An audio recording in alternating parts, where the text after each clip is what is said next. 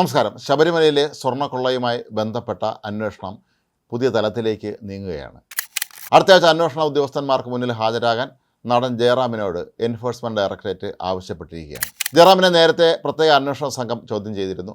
ഉണ്ണികൃഷ്ണൻ പോറ്റിയുമായി തനിക്ക് പരിചയം മാത്രമാണ് ഉള്ളത് എന്നും അയാൾക്ക് ഇത്തരത്തിലുള്ള തട്ടിപ്പുകളായി തനിക്ക് അറിയില്ലായിരുന്നുവെന്നും ശബരിമലയിലെ വിശ്വാസിയായി മാത്രമാണ് താൻ ഇക്കാര്യത്തിൽ തന്നെ പങ്കെടുത്തിരുന്നത് എന്നുമാണ് ജയറാം പ്രത്യേക അന്വേഷണ സംഘത്തിന് മൊഴി നൽകിയിരുന്നത്.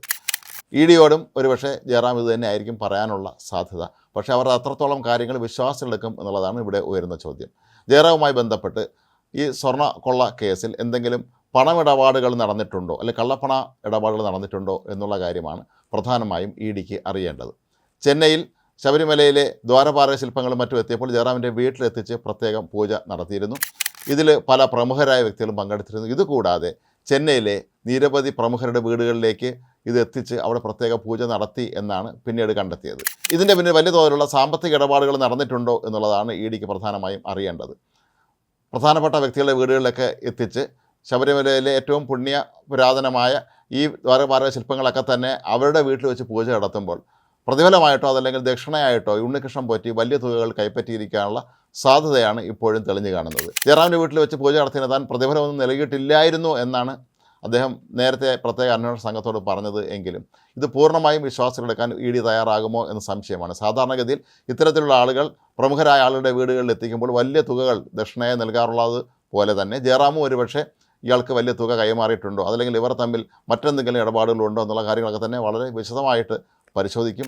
ഇഡിയുടെ അന്വേഷണ രീതി വെച്ച് നോക്കുമ്പോൾ പ്രത്യേക അന്വേഷണ സംഘത്തേക്കാൾ ഈ സാമ്പത്തിക സ്രോതസ്സുകൾ അന്വേഷിക്കാനുള്ള വേറെ ഒരുപാട് മാർഗ്ഗങ്ങൾ അവരുടെ കൈവശമുണ്ട്. അത് സംബന്ധിച്ച മുഴുവൻ തെളിവുകളും കൈവശം വെച്ചിട്ടായിരിക്കും ഓരോ വ്യക്തികളെ അവർ ചോദ്യം ചെയ്യുക. അങ്ങനെ നോക്കുമ്പോൾ ജയറാമിനെയും ഇത് സംബന്ധിച്ച എല്ലാ സാമ്പത്തിക ഇടപാടുകളുടെ രേഖകളും കൈവശം വെച്ചിട്ട് തന്നെ ആയിരിക്കും ഇഡി ചോദ്യം ചെയ്യാൻ വിളിപ്പിക്കുക എന്നുള്ളത് കൊണ്ട് തന്നെ ജയറാമിനെ തനിക്ക് അറിയാവുന്ന എല്ലാ കാര്യങ്ങളും അവർക്ക് മുന്നിൽ പറയാൻ അദ്ദേഹം നിർബന്ധിതനാകും എന്നാണ് കരുതപ്പെടുന്നത്. ഏതായാലും ശബരിമല സ്വർണ്ണക്കൊള്ള സംബന്ധിച്ച അന്വേഷണം ഇഡി കൂടെ ഏറ്റെടുത്തോടുകൂടി ഇതിൻ്റെ പിന്നിലെ സാമ്പത്തിക സ്രോതസ്സുകൾ ഓരോന്നോരോന്നായി തെളിഞ്ഞു വരികയാണ്. കഴിഞ്ഞ ദിവസങ്ങളിലൊക്കെ തന്നെ നെടുമ്പറമ്പിൽ ഫിനാൻസ് എന്ന സാമ്പത്തിക സ്ഥാപനത്തിൽ ഇഡി റെയ്ഡ് നടത്തിയിരുന്നു. ശബരിമലയിലെ തന്ത്രി കണ്ഠരര് രാജീവർക്ക് ഇവിടെ നിക്ഷേപമുണ്ടെന്നും ഈ കമ്പനി പൊളിഞ്ഞതിന് ശേഷം അദ്ദേഹം പരാതി നൽകിയില്ല എന്നൊക്കെയുള്ള ആരോപണങ്ങൾ ഉയർന്നിരുന്നു.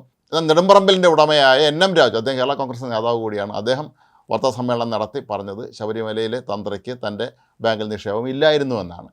മാത്രമല്ല ഇപ്പോൾ പുറത്തു വരുന്ന വിവരം കോട്ടയം ജില്ലയിലെ തന്നെ പൂട്ടിപ്പോയ മറ്റൊരു ധനകാര്യ സ്ഥാപനത്തിലായിരുന്നു തന്ത്രി പൈസ നിക്ഷേപിച്ചിരുന്നതെന്നുമൊക്കെയാണ്. ഏതായാലും ശബരിമലയിലെ സ്വർണ്ണക്കൊള്ളയുമായി ബന്ധപ്പെട്ടും അവിടെ നടന്ന വിവിധ ഇടപാടുകളിലൊക്കെ തന്നെ വലിയ തോതിലുള്ള സാമ്പത്തിക ക്രമക്കേടുകൾ നടന്നിട്ടുണ്ട് എന്ന് തന്നെയാണ് ഇഡി കണ്ടെത്തിയിട്ടുള്ളത്.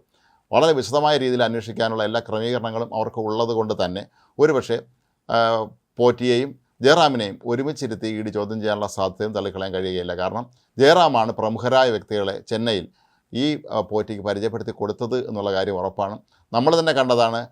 ഒരു പ്രശസ്ത ഗായകൻ ഉൾപ്പെടെയുള്ള ആളുകൾ അവരുടെ വീടുകളിൽ നടന്ന പൂജയ്ക്കെല്ലാം തന്നെ പങ്കെടുത്തിരുന്നു. ശബരിമലയിൽ ഏറ്റവും പവിത്രമായ ഈ വസ്തുക്കളൊക്കെ തന്നെ ഏതെങ്കിലും വീടുകളിൽ കൊണ്ടുപോയി പൂജ നടത്താനുള്ളതല്ല എന്ന കാര്യം ജയറാമിനോ അല്ലെങ്കിൽ അതിൽ പങ്കെടുത്തിരുന്ന മറ്റു വ്യക്തികൾക്കോ അറിഞ്ഞുകൂടായിരുന്നു എന്ന ചോദ്യത്തിനും ജയറാം ഉത്തരം നൽകേണ്ടി വരും. കാരണം ജയറാം വലിയൊരു ഭക്തനായിട്ടാണ് അറിയപ്പെടുന്നത്.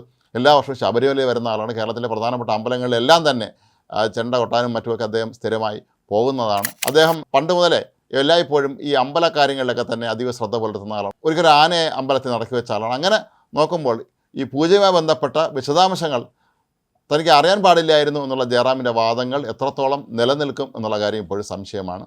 ഏതായാലും ജയറാമിനെയും പ്രത്യേക അന്വേഷണ സംഘം ചെയ്തതുപോലെ സാക്ഷിയാക്കാൻ തന്നെയാണ് സാധ്യത എന്നാണ് ഇപ്പോൾ ലഭിക്കുന്ന വിവരം. കാരണം ജയറാം നേരിട്ട് ഇതിൽ യാതൊരു തരത്തിലുള്ള സാമ്പത്തിക ക്രമക്കേടുകൾ നടത്തിയതായി കരുതുന്നില്ല. അതൊരു വിശ്വാസി എന്നുള്ള നിലയിൽ ഒരുപക്ഷെ തൻ്റെ അറിവില്ലായ്മ കൊണ്ട് കൂടിയായിരിക്കും, അല്ലെങ്കിൽ പോറ്റിയുടെ പൂർവ്വചരിത്രം അല്ലെങ്കിൽ പോറ്റി ഒരു കുഴപ്പക്കാരനാണ് എന്നുള്ള കാര്യവും അറിഞ്ഞുകൂടാതെ തന്നെ ആയിരിക്കാം അദ്ദേഹം ഇയാളെ വീട്ടിൽ വിളിച്ച് കയറ്റിയതെന്നും ചെന്നൈയിൽ ഈ ശബരിമലയിലെ പൂജാ വസ്തുക്കൾ പ്രദർശിപ്പിച്ചതുമായി ബന്ധപ്പെട്ട് നടത്തിയ പത്രസമ്മേളനത്തിലെല്ലാം തന്നെ ജയറാമാണ് പ്രധാനമായി ഇവിടെ സംസാരിച്ചെന്നുള്ള കാര്യം നമ്മൾ ഓർക്കണം. ചുരുക്കത്തിൽ ഉണ്ണികൃഷ്ണൻ പോറ്റിക്ക് ചെന്നൈയിൽ എല്ലാവിധ പ്രചാരണവും സഹായവുമൊക്കെ ലഭിച്ചത് ജയറാമിൽ നിന്നാണ് എന്നുള്ളത് തന്നെയാണ് ഇപ്പോൾ ഇഡിയെ പ്രധാനമായും ജയറാമിനെ ചോദ്യം ചെയ്യാൻ പ്രേരിപ്പിക്കുന്നത്. ഏതായാലും അടുത്ത ചൊവ്വാഴ്ച കൊച്ചിയിലെ ഓഫീസിലെത്തിയാണ് ജയറാം ചോദ്യം ചെയ്യലിന് വിധേയനാകേണ്ടത്. ജയറാമിൽ നിന്ന് എന്തൊക്കെ വിവരങ്ങൾ ലഭിക്കും എന്നുള്ളത് സംബന്ധിച്ച കൃത്യമായ ചോദ്യാവലി തയ്യാറാക്കിയിട്ട് തന്നെയായിരിക്കും ഇഡി അദ്ദേഹത്തെ ഓഫീസിലേക്ക് എത്തിക്കുക.